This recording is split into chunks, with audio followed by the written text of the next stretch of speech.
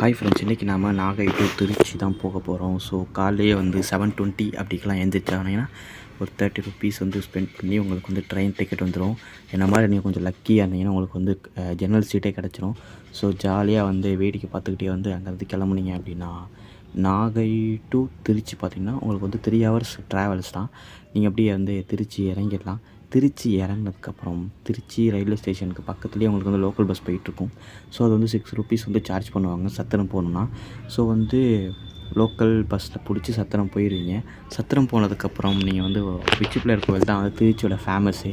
So வந்து நம்ம வந்து உச்சி பிள்ளையார் கோவில் தான் போக போகிறோம். சத்திரத்துலேருந்து ரொம்ப வாக்கபிள் டிஸ்டன்ஸ் தான். நீங்கள் ஈஸியாக வந்து உச்சி பிள்ளையார் கோவில் போயிடலாம். ஸோ உள்ளே போனதுக்கப்புறம் அப்படியே படியெல்லாம் இருக்கும். மேலே நடந்து அப்படியே போனீங்கன்னா நம்மளுக்கு வந்து அம்மன் கோவில் வந்து திறந்துடல நம்ம போகிற டைமில். ஸோ வந்து உச்சி பிள்ளையார் கோவில் தான் இருந்தது. ஸோ வந்து அப்படியே நம்ம வந்து உச்சி பிள்ளையார் கோவில் போயாச்சு. உச்சி பிள்ளையார் கோவில் மட்டும் மேலே போய் பார்த்தீங்க அப்படின்னா அந்த வியூ பாயிண்ட்டு வந்து வேறு லெவலாக இருக்கும் கைஸ். நீங்கள் போயாருங்க, அப்படி ஃபுல் திருச்சியுமே உங்களுக்கு வந்து கவர் ஆகும்.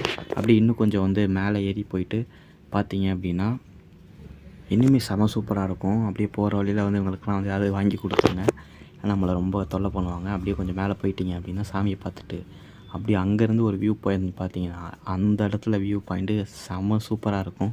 போயிட்டு முடிச்சுட்டு அப்படியே இறங்கி கீழே வந்துட்டீங்க. வந்ததுக்கப்புறம் அப்படியே நீங்கள் ரயில்வே ஸ்டேஷன் போயிருங்க. இன்னும் கொஞ்சம் இருக்குது, நம்மளுக்கு நிறைய டைமே இருக்குது.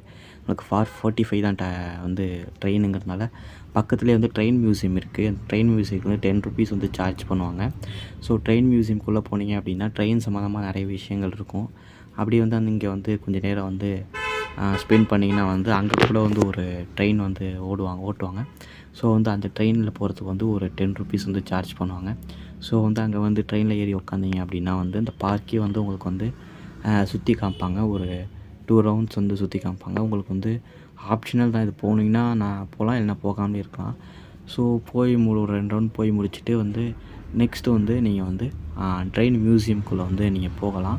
ஸோ ட்ரெயின் மியூசியத்தில் என்ன இருக்கும் அப்படின்னு பார்த்தீங்கன்னா வந்து இந்த எர்லி ஸ்டேஜஸில் வந்து ட்ரெயின்லாம் வந்து எப்படி இனிஷியேட் பண்ணாங்க, என்னென்ன மாதிரியான கேட்ஜெட்ஸ்லாம் யூஸ் பண்ணாங்க அப்படின்னு சொல்லிட்டு விண்டேஜ் ட்ரெயின்ஸு ஸ்பேர் பார்ட்ஸ் நிறையவே வச்சுருப்பாங்க. அதெல்லாம் பார்த்து முடிச்சுட்டு அப்படியே நீங்கள் வந்து 4:45 உங்களுக்கு ட்ரெயின் வந்துடும். அப்படியே ட்ரெயின் பிடிச்சி கிளம்பிடலாம். ஸோ இதான் இன்றைக்கான வீடியோ. தேங்க்ஸ் ஃபார் வாட்சிங்.